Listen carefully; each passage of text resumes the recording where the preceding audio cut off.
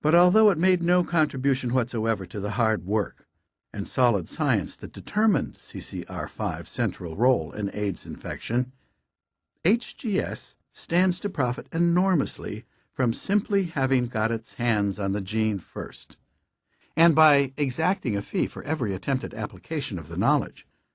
Its CCR5 patent will sorely tax an area of medical research that desperately needs every penny it has.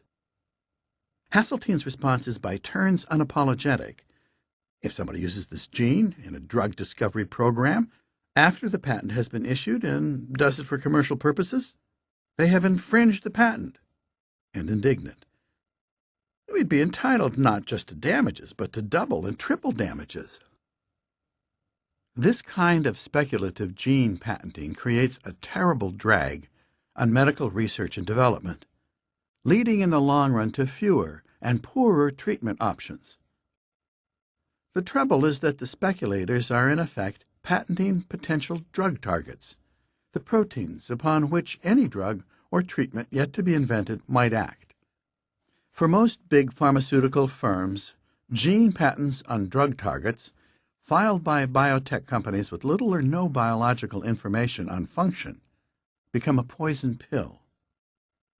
The large royalties demanded by gene-finding monopolies tip the economic balance against drug development. Cloning a drug target is at most 1% of the way to an approved drug. Furthermore, if a company produces a drug with a particular target, for which it also holds the patent on the underlying gene, that company has no immediate incentive to develop better drugs for that target. Why invest in R&D when your patent makes it prohibitively costly, if not simply illegal, for other companies to get in on the act?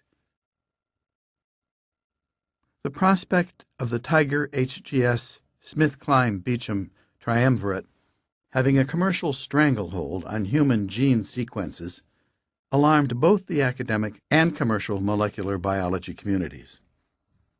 In 1994, Merck, one of SmithKline Beecham's traditional rivals in the pharmaceutical business, provided the Genome Center at Washington University with $10 million to sequence human cDNAs and publish them openly, thus delivering an open access riposte to HGS. At about the time that Tiger and HGS were taking their first steps to commercialize the genome, Francis Collins was appointed to succeed me as the director of the NIH's genome effort. Collins was an excellent choice. He had proven himself a top-notch gene mapper with several major disease genes under his belt, including the ones for cystic fibrosis, neurofibromatosis, the so-called elephant man disease, and as part of a multi-pronged effort, Huntington disease.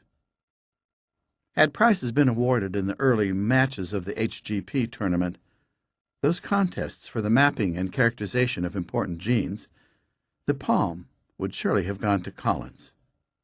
He did himself keep score after his own fashion, a Honda Nighthawk motorcycle being his preferred mode of transport. His colleagues added a decal to his helmet every time a new gene was mapped in his lab. Collins was raised in Virginia's Shenandoah Valley on a 95-acre farm without plumbing. Initially homeschooled by his parents, a drama professor and a playwright, he wrote and directed his own stage production of The Wizard of Oz at age 7. The Wicked Witch of Science, however, dragged Collins away from a career in the theater. After completing a Ph.D. in physical chemistry at Yale, he went on to medical school, and from there into a research career in medical genetics. Collins is a member of a rare species, the devoutly religious scientist. In college, he recalls, "I was a pretty obnoxious atheist, but that changed in medical school, when I watched people in terrible medical circumstances who were engaged in battles for survival, which many of them lost. I watched how some people leaned on their faith and saw what strength it gave them." To the Human Genome Project, Collins brought scientific excellence, as well as a spiritual dimension, singularly lacking in his predecessor. By the mid-90s, with the initial mapping of the human genome accomplished and sequencing technologies fast developing, it was time to get down to the nitty-gritty of A's, T's, G's, and C's. Time to start sequencing. This book is continued on Disc 7.